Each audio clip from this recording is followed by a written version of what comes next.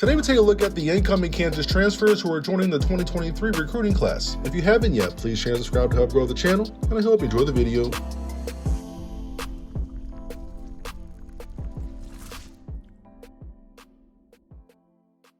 In the 2022-23 season, coming off of a national championship, the Jayhawks had enormous expectations once again, and despite falling short of getting back to another Final Four, they still had a banner season, winning 28 games on their way to another outright Big 12 title. Star freshman and first-round draft prospect Grady Dick more than lived up to his expectations, named second-team All-Conference, and then Jalen Wilson had a stellar final season, first-team All-American selection, National Small Forward of the Year, Big 12 Player of the Year.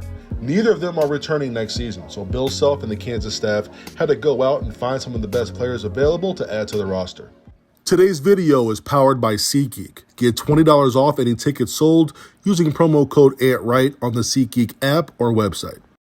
Arterial Morse is a 6'3", 190-pound guard out of Texas. The former five-star recruit was highly coveted coming out of high school, but played sparingly this past season due to getting stuck behind a veteran backcourt. In his limited minutes on the court, his film really popped off the screen, whether when he was showcasing his athleticism and using his ability to get out in transition and finish at the rim, or playing off the dribble, getting to the basket, and pulling up for his jump shot. Didn't have a great percentage from three-point range on low volume, but the mechanics will translate to better efficiency with more touches, a bigger role with more minutes. He has a quick, simple, and smooth release, effortless form. Here's what I mean. Great balance on this catch through his upper and lower body.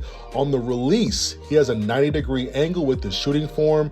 Then he goes straight up, jumps forward slightly, no hitch, smooth mechanics. He was inefficient from three-point last year, I get that, but some guys just need more touches throughout the game, whether they shoot the ball or not.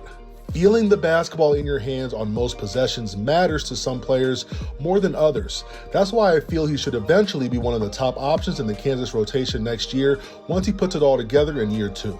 Hunter Dickinson is a 7'1", 260-pound center transfer out of Michigan. The former consensus All-American and three-time All-Big Ten prospect put up almost 19 points and 9 rebounds on 56% shooting from the field and 42% from the three-point line. In his last 6 games, he was putting up 22 points and 11 rebounds per game on 60% shooting from the floor and shot 50% from long distance. Rarely you'll see a big man get fed around the basket the entire game with good footwork, scoring with hooks, drop steps, facing up, then being able to step out and seamlessly hit a spot-up three.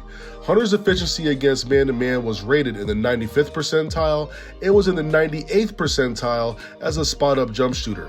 He was an All-American as a freshman while surrounded by veterans, seasoned pro prospects, and a lot of spacing. In the last 2 years, the overall talent and experience surrounding him and the spacing decreased by quite a bit.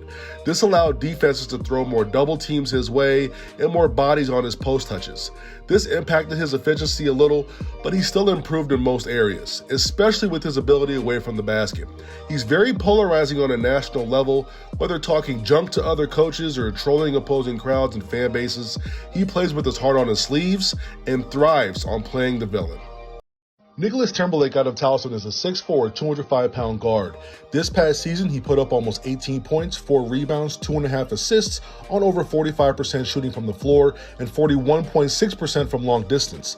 Most of his offensive possessions came from spotting up, where he was rated 43rd in the country for anyone with over 100 spot-up possessions. He operated out of the pick and roll only 47 times this year, but showed well, rating in the 77th percentile.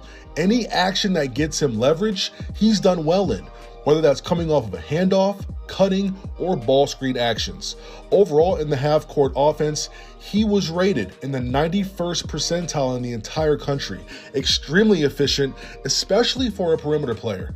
One thing he'll have to do his work on is his defense, especially if he plans to play at the high major level. He won't get the same types of looks on offense, so he will need to lock in, generate more energy and urgency on the defensive side of the ball in order to impact winning on a contender. He's heard from schools like UCLA, Kansas, UNC, Ohio State, Indiana, and many more. So it's all about fit and if it makes sense for both sides.